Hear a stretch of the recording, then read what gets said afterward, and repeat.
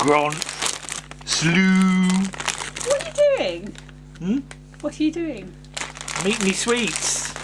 They were for the trick-or-treaters. Eh? They were for the trick-or-treaters. Mine. My sweets. Did you give any away at all? No. We weren't home. We weren't home for the whole period. And I might have left a bit early to ensure that. But hello, Lisa. Hello, Andrew. It is Halloween. It is today. Halloween, yes. So, can you lift it up? It's a big one. It's the Munsters. What does it say on it? The It's closed The casket. closed casket collection. collection. Though it's a gravestone rather than a casket. I'm going to put it down. It's suitably dusty, isn't It's it? very dusty. Yes. It's the Munsters would like that. Yes. It's been like sort of Dusty. hidden away, and even when I dusted it, it was still dusty. It's still dusty, yeah. So, first episode of the Munsters Mhm. to contrast with the Addams Family. Yes. Munster Masquerade, Mm-hmm.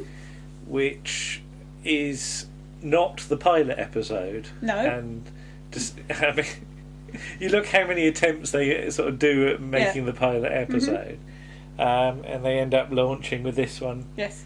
instead. Yes, 'cause how do you think it works? I think it works quite well. Yeah. So you were going to say? I was just going to say the original pilot was in colour as well, wasn't Yes, it? yeah. And they decided A, it was cheaper to film in black and white, Yes. and B, it looked more Universal horror movie Yeah. like. So. I mean, that's the thing. The look of this, if you know your 30s films, Yes. it's very familiar. Mhm. But it's Universal Studios, so you would hope that they'd be able to get it. You would get it hope right. that somebody somewhere's got the makeup plan of how Yeah. to make the Frankenstein monster. Yeah.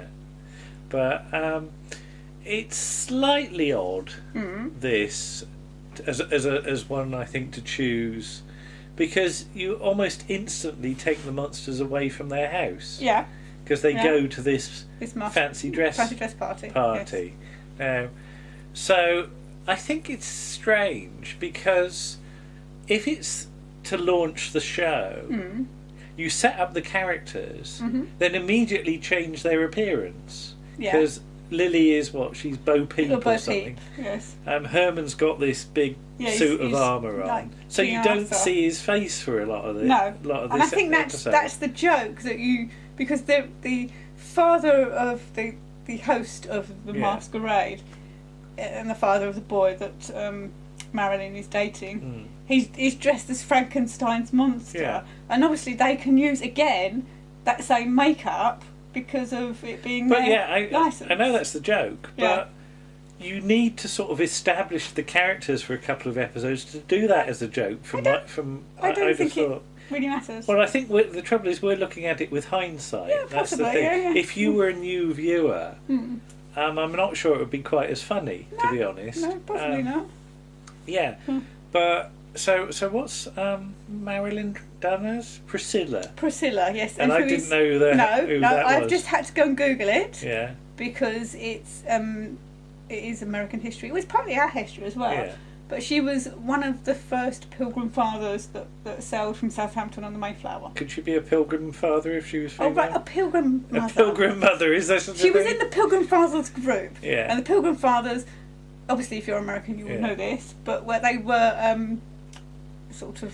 Because you weren't far religious. off. You said it's a sort of Puritan Yes, look, it looked wasn't like, it? because it's the hat, isn't it? I thought Yeah. it might have been The Crucible, possibly, the play. Yeah. Because I think there's a character called John in that. All right, possibly. So, because I haven't seen it, but there's a show on now called The Handmaidens, I think it is, I can't remember what it's called now, and they've got those. All right, okay. So, it's a very identifiable look, and they are, the Pilgrim Fathers, as a group, were Yeah. Puritans. They thought that England was too lax and not religious enough, and then they went to America Yeah. and set themselves up there. But yeah, Grandpa's dressed up as Napoleon. Yes. And how many wives he says he's had? 127. Was it? I think if you look in Dracula, that's probably right. Okay. Because he's meant to be Count Dracula, isn't he? Right, So, okay. yeah. Because he's introduced as the Count. The Count, at one yes. point as well. Yeah. And I love the running joke of him that every woman he meets, He goes to he bite. tries to bite her and has to be sort of knocked away. I mean, he even tries to do it to Lily. I was going to say he does that in the title sequence. So is that how she became a vampire? Or did Grandpa turn her? Well, no, because she is his daughter. She can't be. Yeah, but you can't be born a vampire. I don't think. I think you have to be turned. I don't know. I don't know the biology. I don't think you get vampire babies. Okay. So, all right. Well, it's very odd anyway because little Eddie's a werewolf. Yeah. So where's he come from? So is he adopted, or did like Grandpa make him in a test tube or something? I don't know, but I quite like the bits with Eddie and the babysitter because she's not utterly freaked out. By she just thinks, oh, it's she a takes bit it all odd. in her stride, Yeah. and however weird the house is, and however sort of weird the noises or the harp playing itself. Or Spot going up the stairs just in shadow. That shot. Yeah. Obviously he's meant to be a sort of dragon, isn't he? Yeah. And the cat. Let's talk about the cat. A little black cat that looks like Mama. Yeah. So our Martha is the noisy one of the two, isn't she? Yeah. And this cat is clearly quite noisy as well. It's got a lion's roar, though, which is weird for a black cat. It's got a little sort of snaggly tooth as well, if in some shots. Mama's not got any snaggly teeth now because she had to have one taken out. Yeah. But But I do like the way that although the cat growls at her a couple of times, it seems to right.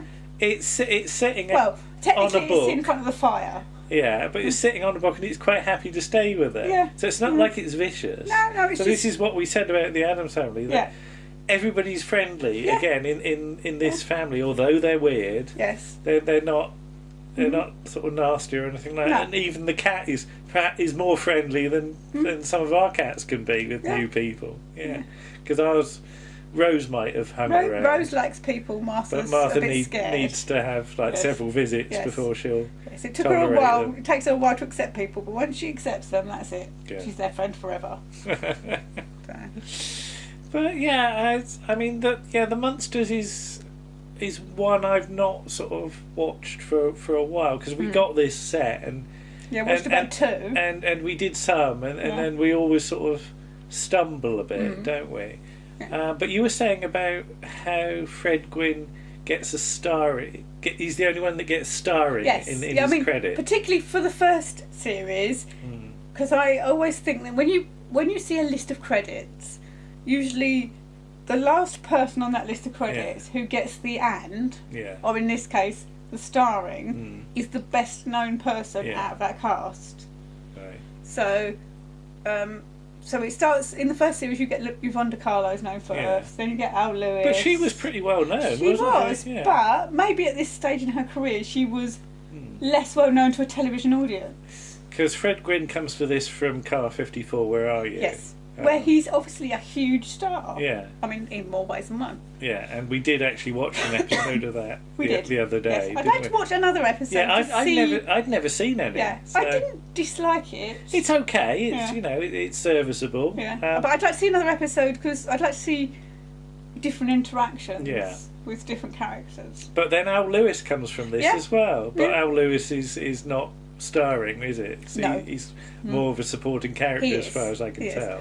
But reading a lot about it, he and Fred Gwynne had a lot of clout because when Beverly Owen, who plays the first Marilyn, she wanted to leave, didn't she? They went to the producers and said, "Let her do it." Because she was sort of bound by her contract, wasn't? And they listened to them and let her go. That's true. Yeah, but I guess they're the stars of the show, aren't they? Really, along with Yvonne. Well, because obviously. Fred Gwynne and Al Lewis get the funny stuff to do. Yeah. Whereas Yvonne De Carlo just has to sort of stand there. Is it a bit more of a thankless task, Lily, do you think? Possibly. Because she doesn't really get many of the funny lines. She gets the odd one or two. Right. But it's mostly Grandpa and her, isn't it? But I mean, they do form a real sort of double act as the series goes on. And obviously they might have had that a bit from Car 54 as well, because they'd worked together on that. Yeah. So. But I mean, I'm trying to think which I saw first, and I honestly can't remember whether I saw the Munsters first or the Addams Family first. I think I might have been aware of the Munsters more because I had a book, Monsters of the Movies. And it was like a sort of little paperback from about 1977, and there was a couple of pages on. I think it's is it Munster Go Home, which is the first film? Yes, the one with Terry Thomas in. Is it the one where? I haven't seen it. No, but Herman's got this spotted sort of nightshirt thing on. Yeah. And I think Lily's got this big sort of. Yeah, she wears a sort of. It's like a shower cap thing, isn't it? Yeah. But she wears it in bed, doesn't she? Yeah. But, so I think I might have known about the Munsters, but not necessarily seen any before. That point. I would have to do some research, but I have a feeling that the first thing I saw was the Munsters Today. Oh, blimey! Okay. And we are getting that on DVD, so it'll be interesting if it triggers any memories. Yeah. Because I just got this vague feeling, and I can't say for sure, that I saw the Munsters in colour, and that is the only way you would see the Munsters in colour on television. I mean, we must just briefly say about clearly sort of Fred Gwynne's performance. Does influence people down the years, don't they? Especially a certain Robert Llewellyn. Particularly as Crichton. He is absolutely held his hand up and said he bases a lot of the facial expressions on Herman Munster, on Fred Gwynne's characterisation. Because, it's the sort of...